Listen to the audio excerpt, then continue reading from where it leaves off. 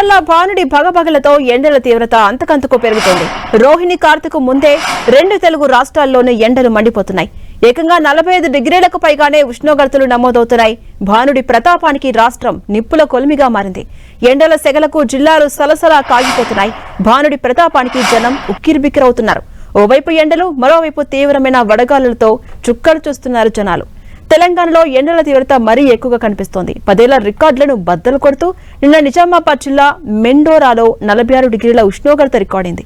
2016 April 22న నమోదైన ఉష్ణోగ్రత 45.1 డిగ్రీలే ఈ జిల్లాలో ఇప్పటి వరకు అత్యధికం. తాజాగా ఈ రికార్డు కాస్త నిన్నటితో బ్రేక్ అయింది.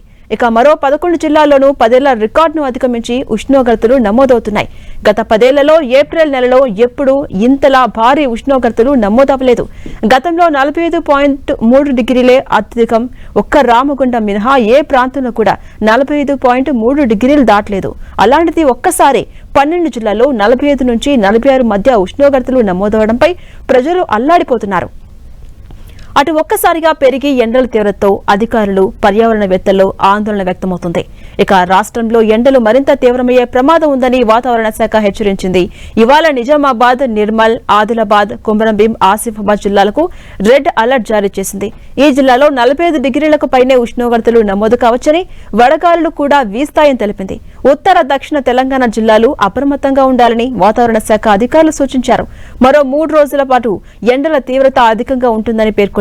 మరోవైపు ఇవాళ్టి నుంచి వచ్చే నెల 2వ తేదీ వరకు పలు జిల్లాల్లో ఉరుములు, మెరుపులతో పాటు ఈదురు గాలులతో కూడిన వర్షాలు కురిసే అవకాశాలు ఉన్నాయని అధికారులు తెలిపారు.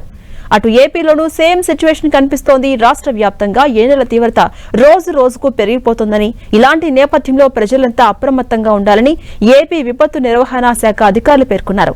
రాష్ట్ర వ్యాప్తంగా పలు జిల్లాల్లో తీవ్రమైన వడగాలులు వీచే అవకాశం ఉందని, ప్రజలంతా అప్రమత్తంగా ఉండాలని అధికారులు సూచించారు.